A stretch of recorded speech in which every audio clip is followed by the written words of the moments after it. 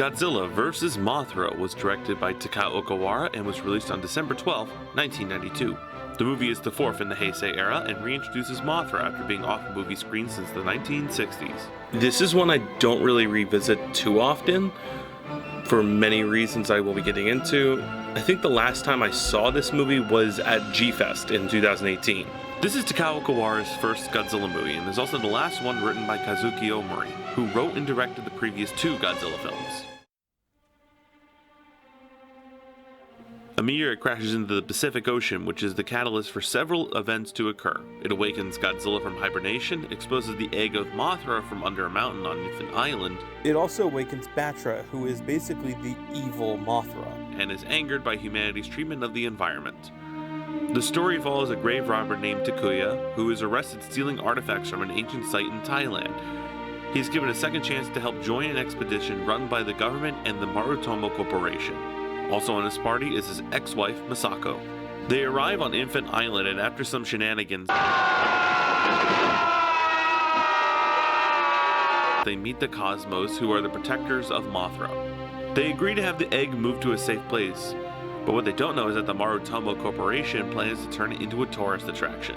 While in transport, Godzilla attacks the barge, which causes Mothra to hatch. The two fight before Batra shows up and starts to fight Godzilla. Both fall into a volcanic fissure.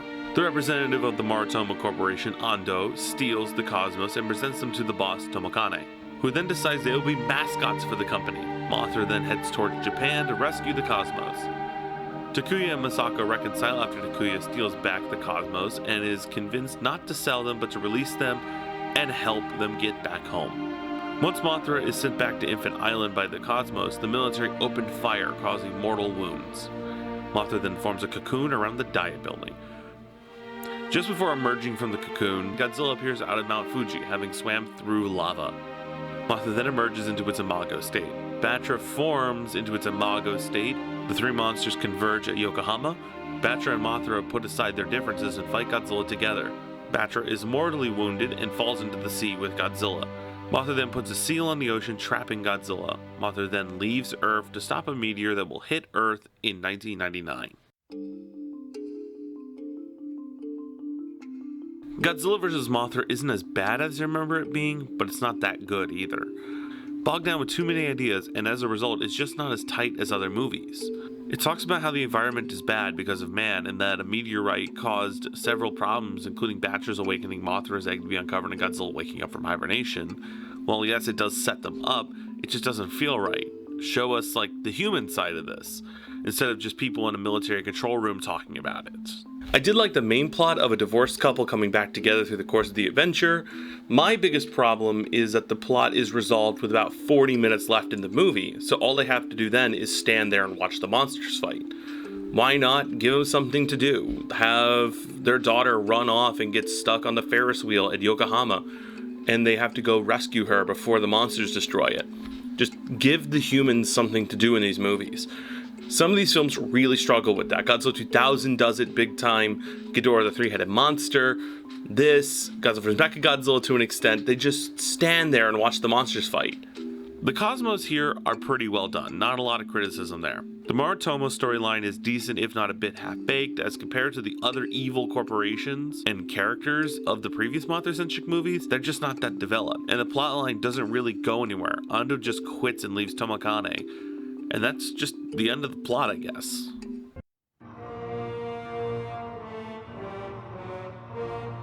This movie's effects were done by Koichi Kawakita on his third movie, and they're okay. The big thing a lot of people talk about this movie is Mothra's design. This one looks super fluffy and vibrant, and it just doesn't really look as good as, say, the original design from the 60s. I don't think it's bad, but at the same time, there are many better designs in this.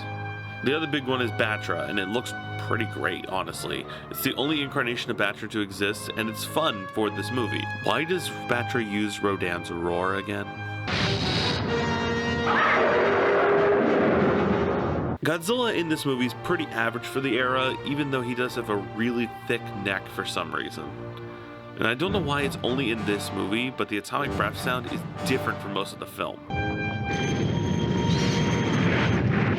Moving on to the score, it is done by Akira Ifukube. The new versions of the Mothra songs are good incarnations of it, and I think of this version of Sacred Spring first.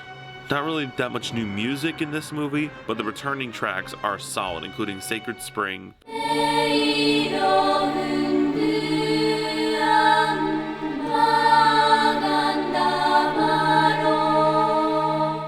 and the Mazer March.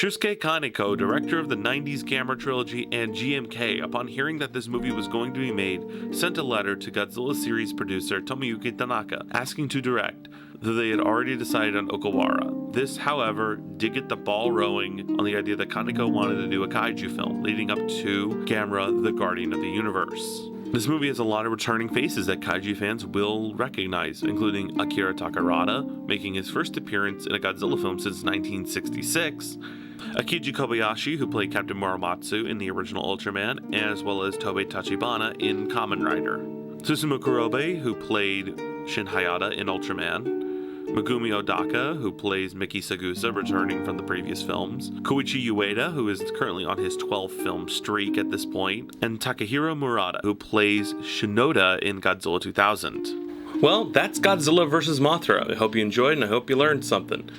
I'll see you next time, where we go back to the Showa series for an invasion from the stars.